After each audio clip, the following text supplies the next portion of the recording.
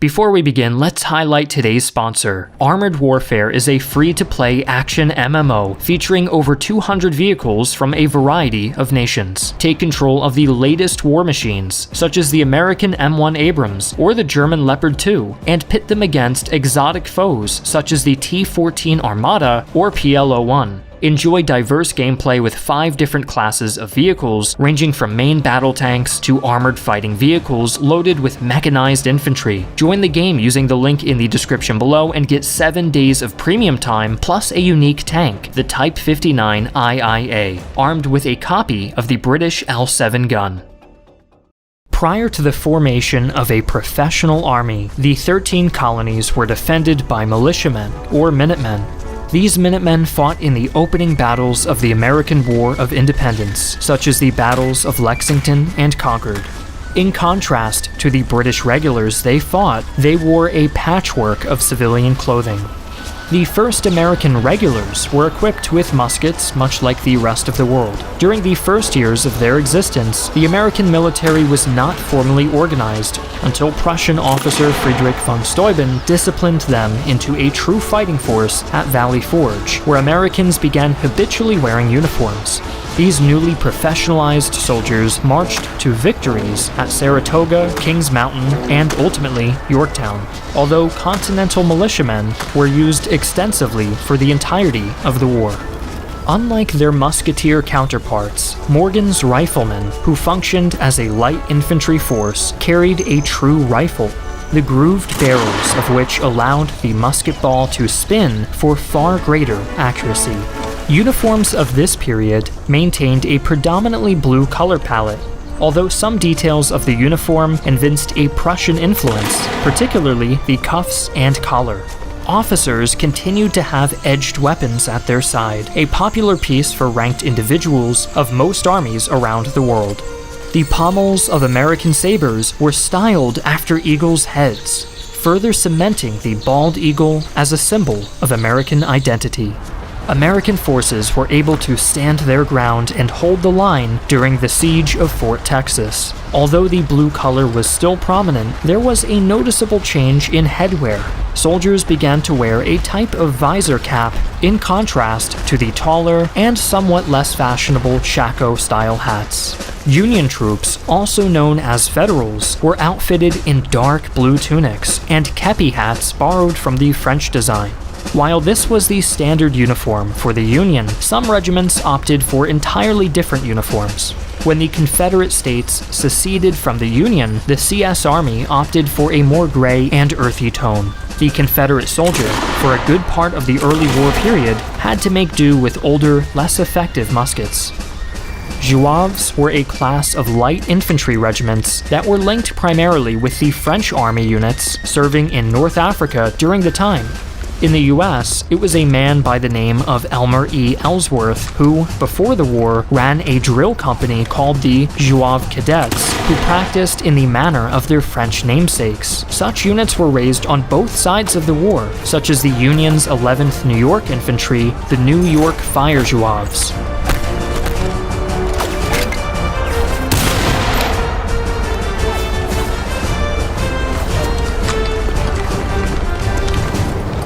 As the United States began its expansionist phase, the Army continued to modernize and adapt to the changing battlefield. While previously introduced for far out western territories, the Montana peaked design hat was adopted by the Army as a service cover. The Army at this time also developed a tropical lightweight uniform for its campaigns in East Asia. When the United States entered the Great War, they had adapted much of the appearance of their British counterparts, the steel Brodie helmet, often nicknamed a doughboy helmet, and khaki or olive drab battle dress. The American Expeditionary Force fought its way to victory on the Western Front. The United States saw its ground forces make their debut in Operation Torch, fighting alongside the British in North Africa against the ferocious German Afrika Korps, ultimately driving the Nazis back to the Italian mainland.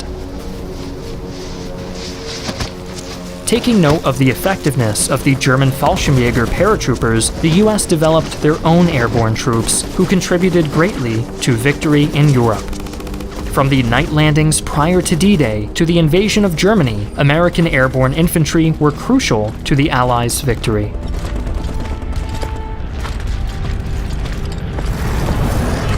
Rangers were elite light infantry forces organized in company-size formations. Rangers famously scaled Pointe du Hoc on D-Day to eliminate artillery pieces which the Germans had evacuated just prior. But they also won fame in Italy at the Anzio beachhead prior to Operation Shingle. By the time of the Battle of the Bulge, airborne units had fought through most of German-occupied Europe and now held their own during the Siege of Bastogne. From December 1944 to January of 1945, the battle-hardened Screaming Eagles of the 101st defended the city against determined German attacks. United States Marines under the U.S. Navy formed the bulk of the ground forces in the Pacific Theater. They carried out the lightning-fast island-hopping campaign across Imperial Japanese territory, with Marines planting the Stars and Stripes on Mount Suribachi during the capture of Iwo Jima, becoming an iconic image of the Second World War. The Army Air Forces was responsible for most of the aerial combat during the war. Widely recognized by their Hap Arnold Wings insignia and their famous winged propeller on their uniforms, the Army Air Forces were ultimately responsible for the 2 atomic weapons unleashed on Nagasaki and Hiroshima, swiftly, if not controversially, ending the war in the Pacific. Following the Second World War, they would be split from the Army to become the United States Air Force. Following the end of the Second World War, the United States infantrymen remained relatively unchanged in gear and appearance, though now they were a battle-hardened force experienced on all sides of the globe. By this time, the U.S. military as a whole had been desegregated by Executive Order 9981 of President Truman. During the Vietnam War, U.S. ground forces fought not only the North Vietnamese and their guerrilla warfare tactics, they fought against the tropical conditions of Vietnam itself.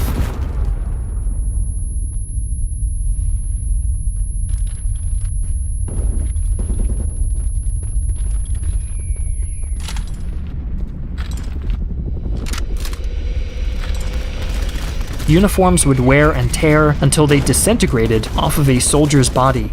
A torn-up uniform came to be a mark of experience and veterancy. When the war ended, many found themselves struggling to readjust to civilian life once they returned home. Vietnam veterans remain the largest population of military vets to this day. In 1990, the Iraqi army marched into Kuwait. This was met with both economic sanctions by United Nations members and the largest coalition of allied nations since the Second World War. Live news broadcasts displayed U.S. forces clad in camouflage uniforms attuned to the desert environment during Operation Desert Shield and Operation Desert Storm in the following year. When Kosovo declared independence in 1999, Serbian forces were sent in to reconquer the breakaway republic and began a campaign of ethnic cleansing. NATO forces intervened and ended the 78-day conflict. U.S. forces were equipped with new body armor derived from earlier flak vests during the Vietnam War. The tragic attacks on September 11, 2001, saw the American troops march into the Middle East to begin the international campaign known as the Global War on Terror. To adjust to the desert environment, troops were issued an improved desert camouflage uniform and equipment that assisted them in this new battlefield dominated by urban combat. In time, the U.S. Army saw fit to consolidate their camouflage patterns. Rather than having 2 separate ones, it was decided to attempt a universal pattern. This pattern became the face of the American soldier for over a decade until the Army then realized how ineffective this pattern was. The modern soldier now wears proper battle dress as the fight against terrorism continues in the Middle East. Army infantrymen primarily train at Fort Benning, Georgia, dubbed the Home of the Infantry. As of 2019, the U.S. Army introduced a new service uniform that harked back to the days of the Second World War and Korea, a modern iteration of the pinks and greens. The uniform that the greatest generation made famous during the 1940s and 1950s. In Arlington National Cemetery, soldiers of the 3rd Infantry Regiment, dubbed the Old Guard, stand sentinel at the tomb of the unknown soldier. These sentinels remain as guardians 24 hours a day, 7 days a week, 365 days a year, since April 1948. Their duty is to guard and honor those who died in combat, but whose identities remain unknown.